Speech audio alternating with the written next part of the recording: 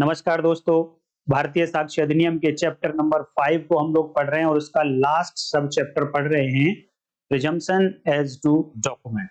दस्तावेजों के बारे में कुछ उदाहरणाएं हैं, तो कौन कौन से फैक्ट की प्रिजम्पशन की जा सकती है, ये सभी बातें हम लोग पढ़ रहे हैं। तो आज की सेक्शन में हम पढ़ने वाले हैं सेक्शन 81, और ये सेक्शन 81 इलेक्ट्रॉनिक रिकॉर्ड से रिलेटेड है।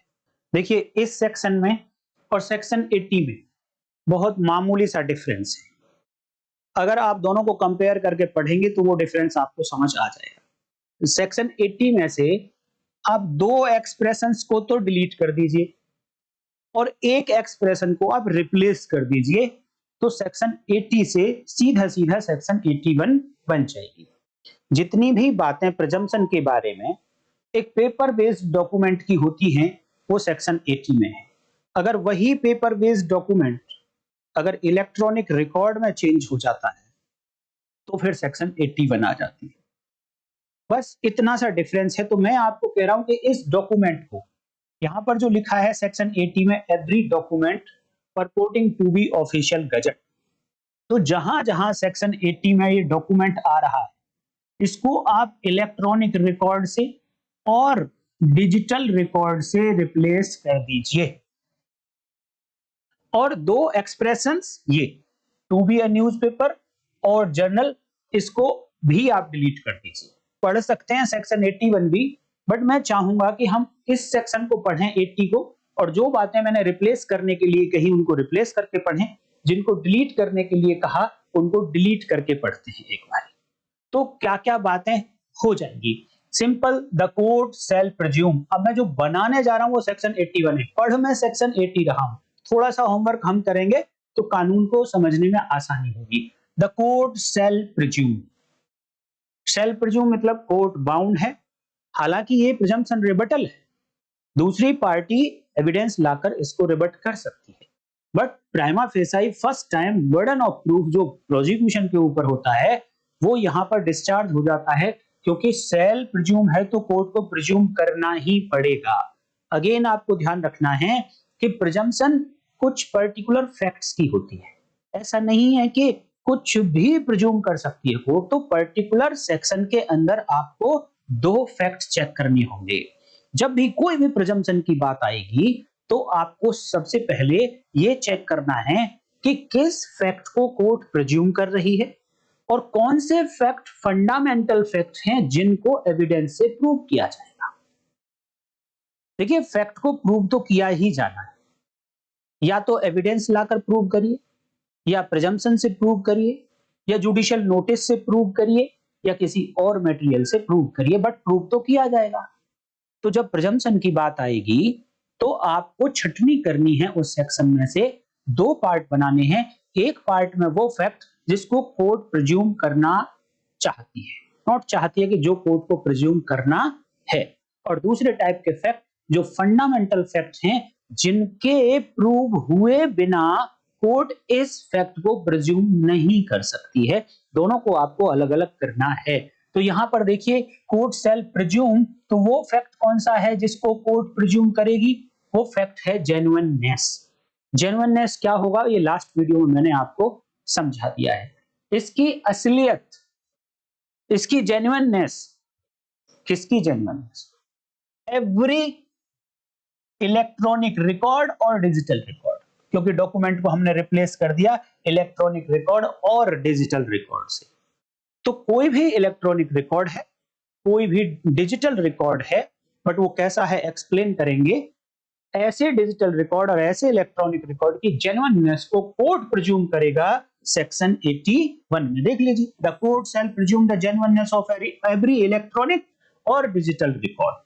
अब क्वेश्चन आता है कि वो डिजिटल रिकॉर्ड होगा कैसा? ऐसा तो नहीं कि सारे के सारे डिजिटल रिकॉर्ड को प्रिज्यूम कर लेगा कि वो जेन्युइन है, नहीं। परपोर्टिंग टू बी, जब भी प्रिजम्पशन की बात आएगी तो एक फैक्ट दिखाया जाए जिसको प्रिज्यूम किया जाना है, जिस डॉक्यूमेंट की जेन्युइननेस को प्रिज्यूम किया जाना है, उस डॉक्यूमेंट को कहां से आता हुआ दिखाई दे रहा, दिखाया जा रहा। तो परपोर्टिंग टू ऑफिशियल गजट, कैसा डॉक्यूमेंट है ये? इलेक्ट्रॉनिक रिकॉर्ड और digital record purporting to be official gazette, तो देख लीजिए purporting to be the official gazette। अब यहां से इनको आपने हटा दिया और purporting to be, ये एवरी डॉक्यूमेंट को रिपीट करने की आवश्यकता नहीं है, पहले से ही लिखा हुआ है। और purporting to be a document, document की जगह आपको क्या रिप्लेस करना है, इलेक्ट्रॉनिक और डिजिटल रिकॉर्ड। तो purporting to be इलेक्ट्रॉनिक और digital record directed by any law to be kept by any person. अगर ये इलेक्ट्रॉनिक रिकॉर्ड और अगर ये डिजिटल रिकॉर्ड ऐसा है जो लॉ की डायरेक्शन से किसी पर्सन के पास रखा हुआ था, ऐसा दिखाया जा रहा है कि लॉ की डायरेक्शन थी, इस पर्टिकुलर पर्सन के पास ये इलेक्ट्रॉनिक रिकॉर्ड या ये डिजिटल रिकॉर्ड रखा हुआ होना चाहिए था।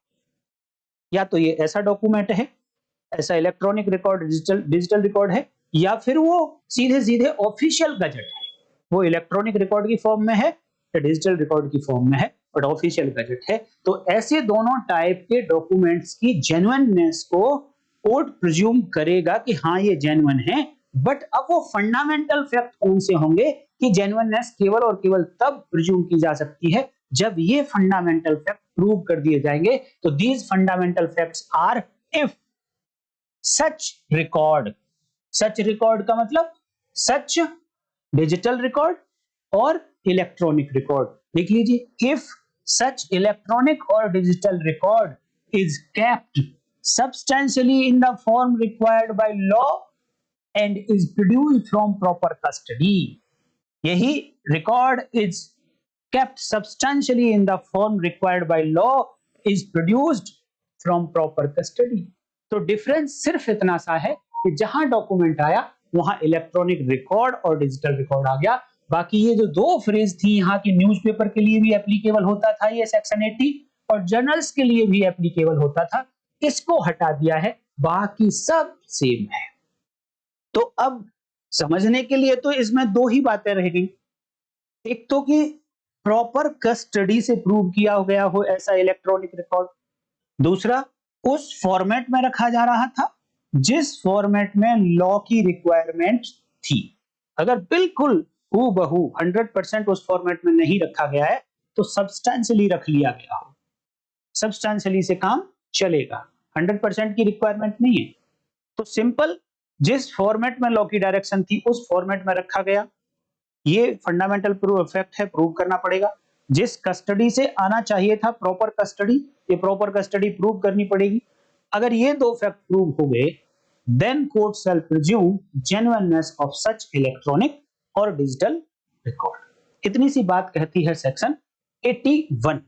अब जो एक्सप्लेनेशन 80 में लिखा गया था वो प्रॉपर कस्टडी को एक्सप्लेन कर रहा था। सिमिलरली एक एक्सप्लेनेशन यहां पर भी लिखा गया है सेक्शन 81 में, और ये भी प्रॉपर कस्टडी को ही एक्सप्लेन करता है इन केस ऑफ इलेक्ट्रॉनिक या फिर डिजिटल रिकॉर्ड। उसको भी एक बार देख लेते हैं हम। एक्सप्लेनेशन कहता है for the purpose of this section and section 93। This section का मतलब सेक्शन 81 एंड सेक्शन 93। जिस तरीके से ऊपर सेक्शन 80 में दिस सेक्शन एंड सेक्शन 92, तो ये 93 एंड 92 दोनों आपस में फिर एक जैसी होंगी। 92 में पेपर बेस्ड डॉक्यूमेंटेशन की बात हो रही होगी और 93 में इलेक्ट्रॉनिक रिकॉर्ड की बात हो रही होगी। तो यहां पर इलेक्ट्रॉनिक रिकॉर्ड के मामले में प्रॉपर कस्टडी क्या होगा वो एक बार देखिए। कहता है इस सेक्शन के लिए electronic record are set to be in proper custody if they are in place in which and looked after by the person with whom such document is required to be kept। दो condition है, twin condition है कि एक तो वो स्थान जहां पर इसको रखे जाने की आवश्यकता थी, दूसरा उस पर्सन के द्वारा लुक आफ्टर किया जा रहा था इस रिकॉर्ड को जिस पर्सन के द्वारा इसको लुक आफ्टर किया जाना आवश्यक था। दो कंडीशन, एक तो उस प्लेस में है are in place and looked after, दोनों कंडीशन पूरी होनी चाहिए क्योंकि ये एंड से जोड़ी गई हैं। अगर ये दो कंडीशन पूरी हो गई तो कहेंगे कि ये प्रॉपर कस्टडी थी। और अगर ऐसी ही जगह से ऐसे ही पर्सन ने ये प्रोड्यूस कर दिया कोर्ट में इलेक्ट्रॉनिक रिकॉर्ड, तो कहा जाएगा कि सेक्शन 81 की जो कंडीशन है कि प्रॉपर कस्टडी से प्रोड्यूस होना चाहिए, वो कंडीशन सेटिस्फाइड हो गई है। दो बातें बताई गई एक्सप्लेनेशन में कि एक तो प्रॉपर कस्टडी कब होगी, और दूसरी बात बताई गई कि एक टाइप की कस्टडी है वो इम्प्रॉपर नहीं होगी। प्रॉपर हो या ना हो, बट इम्प्रॉपर नहीं होगी। आगे बोला but no custody is improper. Improper नहीं प्रूव कर पाओगे आप, ये ग्राउंड डिफेंस में नहीं ले पाओगे इम्प्रॉपर करने के लिए, if it is proved to have had a legitimate origin. अगर जहां से ये आया है वो सोर्स, वो उद्गम, अगर वो विधि सम्मत है, लेजिटिमेट है, जहां से डॉक्यूमेंट कोर्ट में पेश किया गया अगर विधि सम्मत है, लेजिटिमेट है, तो आप उसको इम्प्रॉपर कस्टडी नहीं कहेंगे, चाहे वो यहाँ की प्रॉपर कस्टडी ना ही हो। बेशक ये वाली प्रॉपर कस्टडी नहीं है, इवन देन आप उसको इम्प्रॉपर नहीं कह पाएंगे।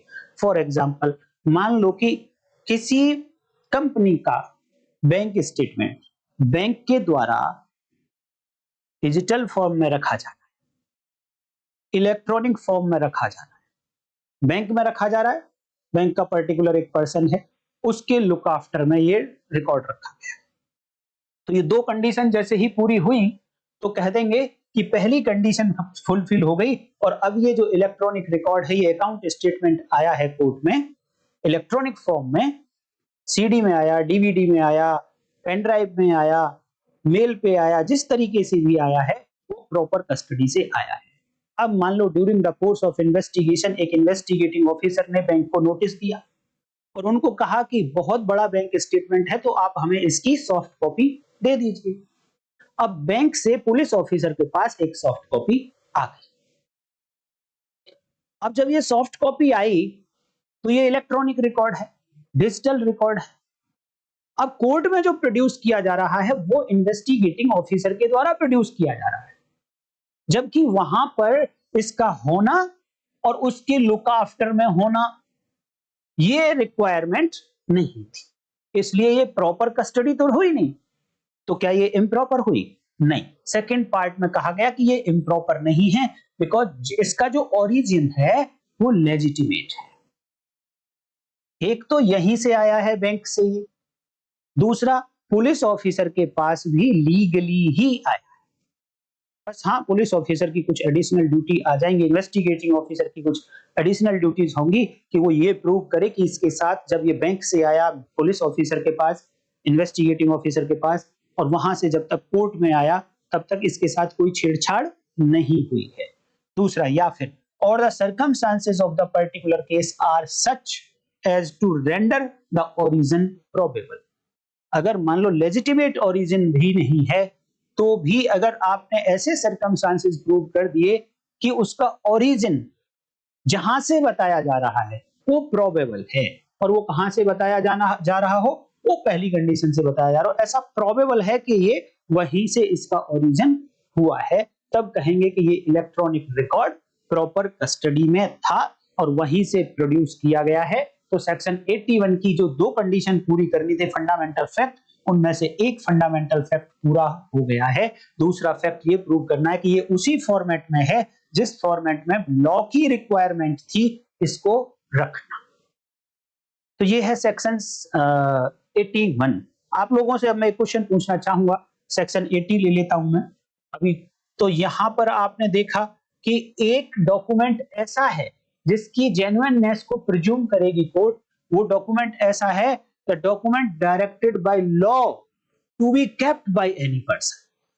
तो आप मुझे एग्जांपल दे सकते हैं कुछ डॉक्यूमेंट्स के कि जो लॉ ने डायरेक्शन दी हुई है कि उनको एक पर्टिकुलर पर्सन के पास रखा जाएगा?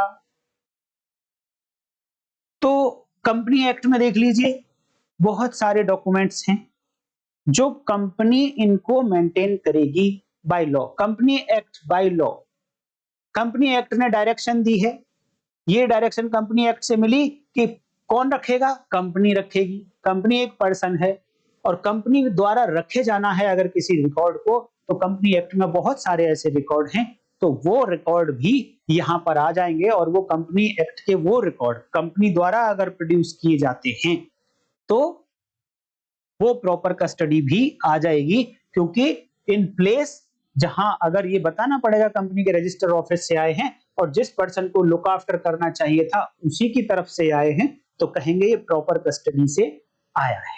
ये हार्ड कॉपी के बारे में। सिमिलरली अगर वही डॉक्यूमेंट इलेक्ट्रॉनिक रिकॉर्ड में मेंटेन किया जाना है तो ये सेक्शन 81 में इसकी जेन्युइननेस को प्रज्यूम करेगी।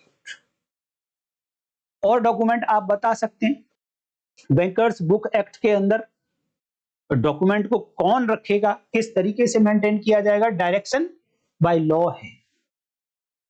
सीआरपीसी में देखिए आप, सीआरपीसी में 172 सीआरपीसी, अब भारतीय नागरिक सुरक्षा संहिता में 192 बीएनएसएस, वहां पर डायरेक्शन है लॉ की कि एक डॉक्यूमेंट इज केस डायरी, उसको रखा जाना है वो इन्वेस्टिगेटिंग ऑफिसर के द्वारा। एनी पर्सन में अब कौन आ गया, इन्वेस्टिगेटिंग ऑफिसर, तो वो डॉक्यूमेंट यहां पर कवर हो जाता है क्या, केस डायरी। और अगर वो केस डायरी उस इन्वेस्टिगेटिंग ऑफिसर की कस्टडी से प्रोड्यूस कर दिया गया कोर्ट में, तो कोर्ट उसकी जेन्युइननेस पर क्वेश्चन नहीं उठाएगी। अब जेन्युइननेस का मतलब ये नहीं कि केस डायरी के अंदर जो कंटेंट लिखा है वो जेन्युइन है, नो। हाँ, केस डायरी जेन्युइन है कि केस डायरी मेंटेन हुई है, केस डायरी इसी डेट पर मेंटेन हुई है, इस तरीके के कुछ फैक्ट्स को प्रिज्यूम करेगी कोर्ट, बट जब तक इनको रिबट नहीं कर दिया जाता है। अगर डिफेंस काउंसिल ये रिबट कर दिया जाता है कि ये केस डायरी दिखाई जा रही है कि पर्टिकुलर डेट पर लिखी हो जाना, लेकिन ये केस डायरी उस डेट पर नहीं लिखी गई है, अगर ऐसा प्रूव कर दिया गया तो फिर ये जेन्युइननेस की प्रिजम्पशन रिबट हो गई, फिर ये कोर्ट ऐसा प्रिज्यूम नहीं करेगी। फिर अगेन ऑनस शिफ्ट हो जाएगा इन्वेस्टिगेटिंग ऑफिसर के ऊपर कि वो प्रूव करे कि उसकी केस डायरी जेन्युइन है। तो ये था दोस्तों सेक्शन 81, और मैं उम्मीद करता हूं कि आपको समझ आ गया होगा। आज की वीडियो में इतना ही, छोटी सी वीडियो है, छोटी सी इंफॉर्मेशन, अच्छी लगी होगी वीडियो को लाइक कर दीजिए, हाइप करिए, सब्सक्राइब कर लीजिए, चैनल को ज्वाइन कर लीजिए। नेक्स्ट वीडियो में फिर मिलते हैं, सेक्शन 82 एंड 83 भारतीय साक्ष्य अधिनियम। तब तक के लिए नमस्कार, जय हिंद।